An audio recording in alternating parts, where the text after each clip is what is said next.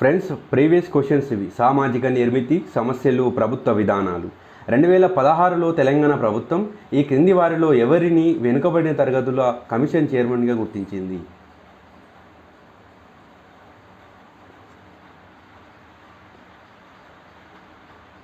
BS Ramulu. ప్రస్తుతం వెనుకబడిన తరగతుల కమిషన్ చైర్మన్ ఎవరో కామెంట్ సెక్షన్లో కామెంట్ చేయండి friends. Please subscribe to Telangana Pratibha YouTube channel friends. మీ ఉద్దేశంలో లింగ సమానత్వం అంటే ఏమిటి? స్త్రీ పురుషులకు సమాన అవకాశాలు ఉండటం. ఏ సంఘటన తర్వాత భారత పార్లమెంటు నిర్భయ చట్టాన్ని ఆమోదించింది? మహిళా ఫిజియోథెరపిస్ట్ ఢిల్లీలో సామూహిక మానభంగ సంఘటన.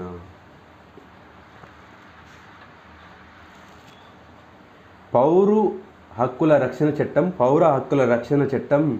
1976. ఎస్సీ ఎస్టీల అత్యాచారాల నిరోధక చట్టం 1989. వెట్టి చాకిరీ నిరోధక చట్టం 1976. సఫాయి కర్మచారి రద్దు పునరావాస సౌకర్య చట్టం 2013. వెట్టి చాకిరీ నిరోధక చట్టం 1976 అవునా కాదా అనేది కామెంట్ సెక్షన్లో కామెంట్ చేయండి ఫ్రెండ్స్. జాట్ల రిజర్వేషన్పై ఇటీవల నివేదిక సమర్పించిన కమిటీ చైర్మన్ ప్రకాష్ సింగ్. ఓబీసీలలో క్రిమిలేయర్ను గుర్తించే ప్రతిపాదికలను సూచించినది? రామ్నందన్ ప్రసాద్ కమిటీ. మండల్ కమిషన్ గుర్తించిన వెనుకబడిన కులాల సంఖ్య 3743. 73వ రాజ్యాంగ సవరణ చట్టంకు సంబంధించిన అంశం.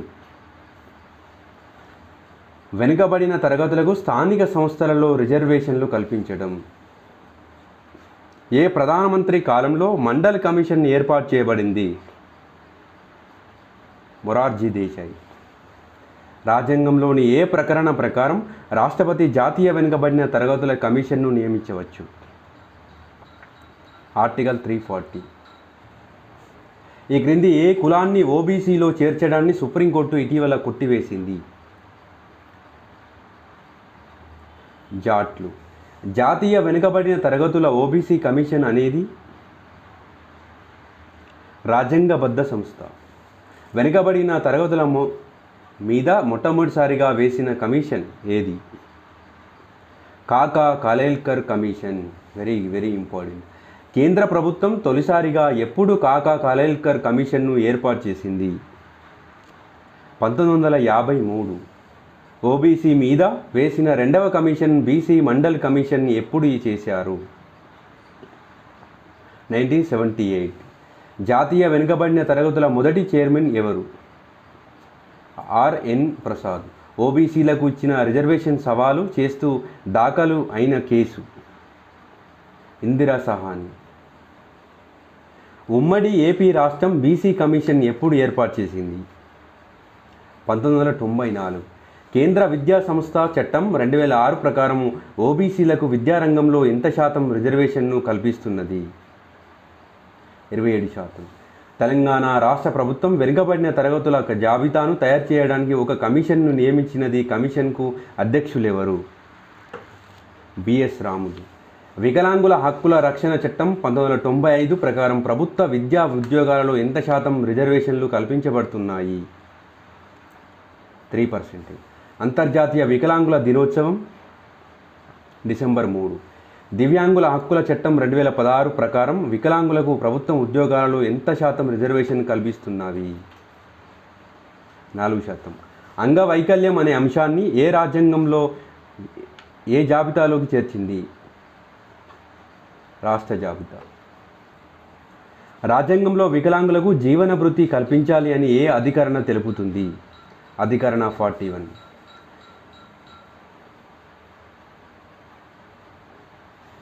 దృష్టిలోపం కలవారి జాతీయ సంస్థ డెహ్రాడూన్. మానసిక లోపం వారికి జాతీయ సంస్థ సికింద్రాబాద్. ఎముకల లోపం వారి జాతీయ సంస్థ కలకత్తా. పండిట్ దీన్ దయాళ్ ఉపాధ్యాయ వికలాంగ సంస్థ న్యూఢిల్లీ. ఒక వ్యక్తి వికలాంగుడిగా గుర్తించబడాలంటే ఎంత శాతం వికలాంగత్వాన్ని కలిగి ఉండాలి? 40%. తెలంగాణ రాష్ట్ర ప్రభుత్వం ప్రవేశపెట్టిన ఆసరా పథకం ద్వారా వికలాంగులకు నెలసరి ఆర్థిక సహాయం ఎంత? 3016. ప్రధాన కార్మికులు అనగా ఒక సంవత్సరంలో 6 నెలలు లేదా అంతకంటే ఎక్కువ రోజులు పనిచేసే కార్మికులు. 2011 జనాభా లెక్కల ప్రకారం భారతదేశంలో మొత్తం కార్మికులు 48.2 కోట్లు. తెలంగాణ రాష్ట్రంలో మొత్తం కార్మికుల సంఖ్య 1.63 కోట్లు. మన రాజ్యాంగంలో ఫ్యాక్టరీలలో పిల్లల చేత పని చేయించరాదు ఏ ప్రకటన తెలుపుతుంది? 24. కార్మికుల శిక్షణ సంస్థ ప్రదేశం.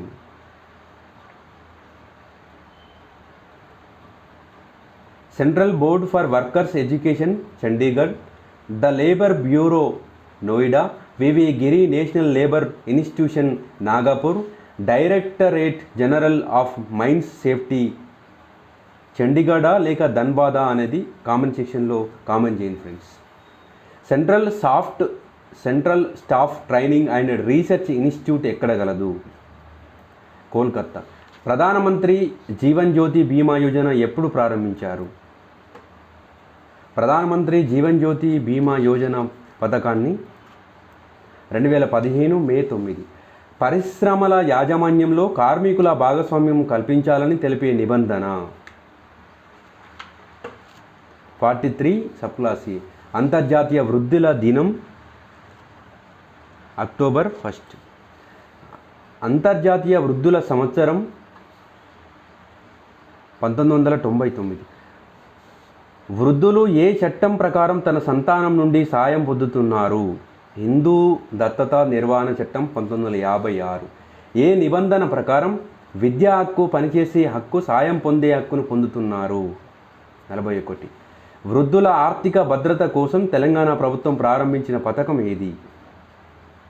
ఆసరా పథకం. ఈ క్రింది వానిలో ఏ సంవత్సరం కేంద్ర ప్రభుత్వం తల్లిదండ్రుల వృద్ధుల సంక్షేమం మరియు నిర్వహణ చట్టం చేసింది? 2007.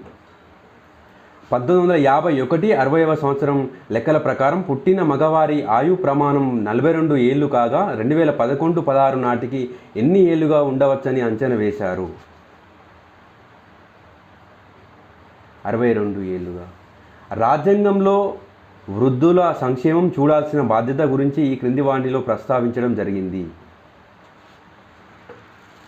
ఆదేశిక సూత్రాలు. తెలంగాణ ప్రభుత్వం ఆసరా పథకం పెన్షన్ను ఎవరికి అందిస్తుంది? వితంతువులకు, బీడీ కార్మికులకు, కల్లుగీత కార్మికులకు, వృద్ధాప్యంలో ఉన్నవారికి. ఏది కరెక్టు? అన్నీ కరెక్టే. Please subscribe to Telangana Pratibha YouTube channel friends.